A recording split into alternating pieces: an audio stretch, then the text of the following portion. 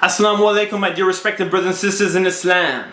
The high cost of marriage is causing many young couples to wait several years before they can marry. We live in a society where the haram is easy, while many of our parents make the halal hard. Now why you gotta make it hard? Many parents today expect extravagant weddings while they put their kids into nothing but debt. Did you know the average cost of a wedding is $25,000? Not only that, but...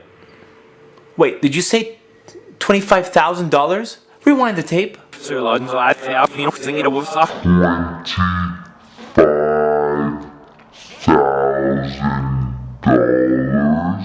That's what I thought you said. Wow, that's a lot of money. That's $6,250 per hour. $104 per minute. $1.73 per second. $1.73 per second? Yes, by the time I finish this sentence, you have now paid $10. Most of us are in our 20s when we're trying to get married. Barely getting out of school. Just starting our careers. Trying to pay off college expenses. And you want to jump into this $25,000 hole? How's that for a marriage gift? This is for us? Thank you. Congratulations, you are in debt for $25,000? Thank you? What? Joke! Joke! By the time I save up this money, I'll be in my 30s. And then society teaches us to wait, have fun when we get married, and wait till we get a little bit older to have kids. What, am I supposed to wait till I'm 40 until I start having kids? By the time my kid's 10 years old, I'm 50. I'm an old man. Let's go play soccer, Grandpa. I'm not your grandpa, I'm your dad. Whatever happened to getting married when we're young? Protecting us from temptations. And back to the $25,000 thing. Now where am I supposed to get $25,000 from? Hey bro, we're not even talking about the dowry yet. We're just talking about the wedding day. Here's a reality check for you. If the parents expect you to spend $25,000 on a wedding, imagine how much they're going to ask you to spend on the dowry.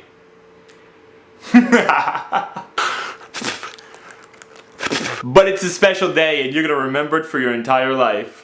First off, the whole wedding thing is not a day. It lasts only a few hours. Second, yeah, I'm gonna remember this because I'm gonna be paying for it for the rest of my life. For those who've never attended one of these fancy weddings, let me break it down for you so I can tell you what you're missing. Imagine sitting alone at a table in a fancy hall, wondering where everyone is, quickly learning that you're the last person to figure out that 6 p.m. on the invitation really means 7 p.m., getting dressed up in uncomfortable clothes, sitting in a huge hall and saying, wow, this must be expensive.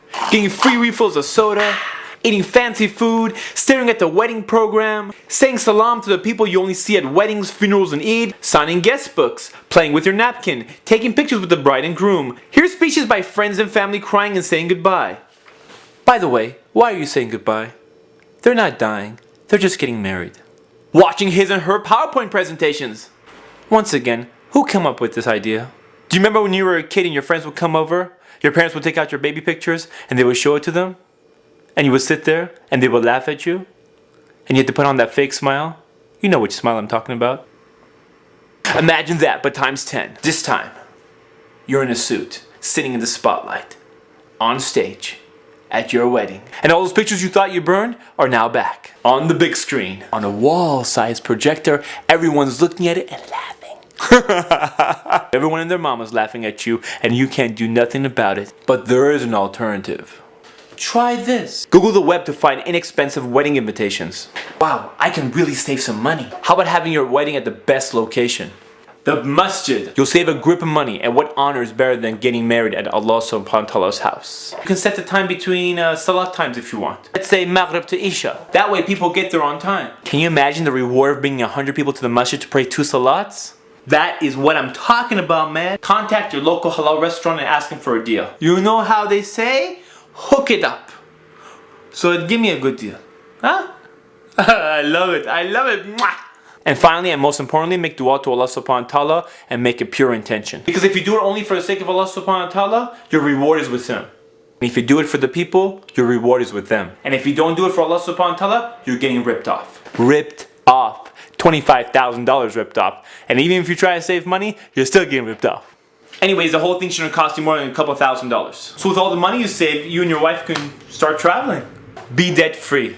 Maybe even have enough money to go to Hajj. Together. That's what I'm talking about. Start off your marriage on the right foot. You know what I'm saying? You know what I'm saying? This is Ali reminding you just in case you forgot.